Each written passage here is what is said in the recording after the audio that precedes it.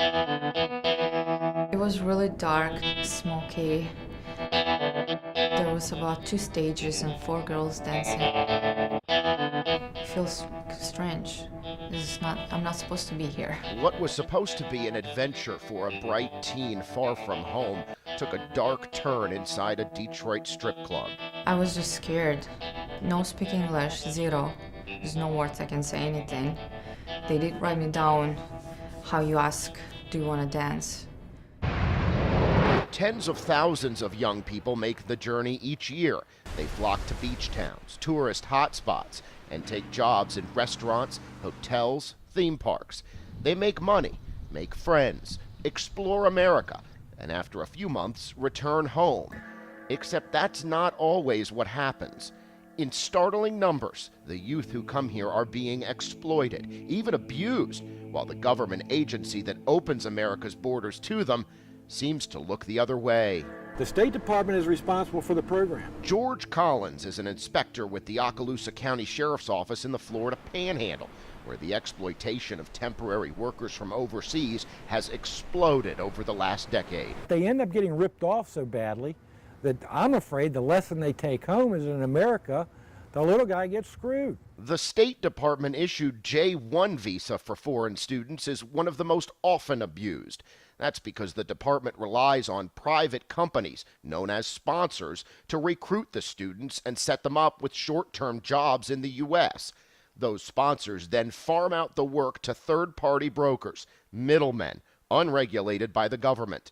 Officials at state who declined interview requests routinely rubber stamp the applications from J-1 visa candidates. Some students arrive to find the jobs they were promised by the brokers don't exist.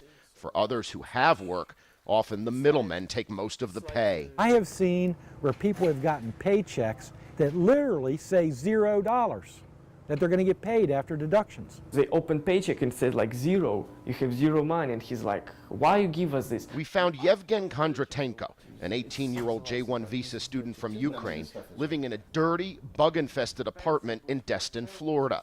The hospitality labor company that provided Kondratenko and 4 other foreigners with jobs deducted $75 each week from their pay for rent. The stench of rotting food in the refrigerator left over from previous tenants was inescapable, even though one of the other fees the company deducted from Kondratenko's pay was for cleaning services. Yeah, I'm scared to even touch it. I moved here, this place, I never lived there before, and I want to see it clean. Overcrowding is common. In a nearby complex, we found 5 Turkish students on J-1 visas, 3 women and 2 men sharing a 1-bedroom, 1-bathroom apartment. One student told us she was completely disappointed in the program and wanted to go home. But there's much more to J-1 abuse than working for little pay and living in dirty, overcrowded conditions. The AP found students on J-1 visas working in strip clubs, and not always willingly. I thought never would happen to me. I thought I was smart and playing safe, but not really. Katya asked us not to use her real name or show her face because she still fears for her life. In 2004, a pair of Ukrainian men recruited her for a job at a restaurant in Virginia Beach. But when she arrived, the men told her the job fell through. Instead, they sent her to Detroit and forced her to work as a stripper at this nightclub.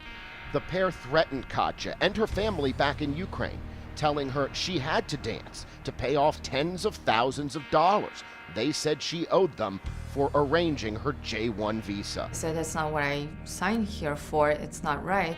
Well, he said, well, you owe me the money, and I don't care how I'm gonna get out for you. If I'm gonna have to sell you, I'll sell you. Bridgette CARR is a lawyer who has worked with Katya. She's also director of the Human Trafficking Clinic at the University of Michigan Law School.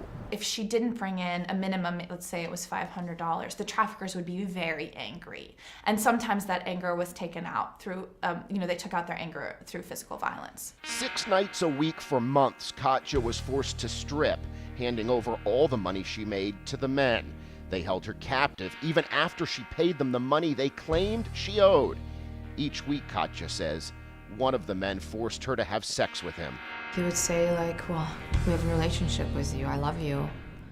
In 2009, the AP asked the State Department for a list of complaints related to the J-1 visa program.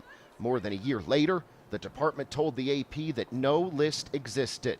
Officials at State declined multiple requests to be interviewed as part of this investigation.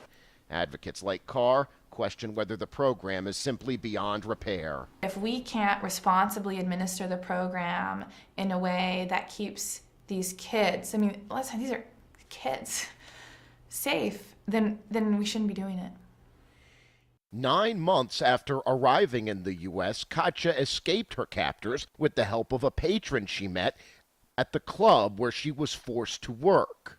She agreed to testify against the men, who later pled guilty to charges including involuntary servitude. The man who Katja says raped her is scheduled to be released from prison next summer. Jason Bronis, The Associated Press.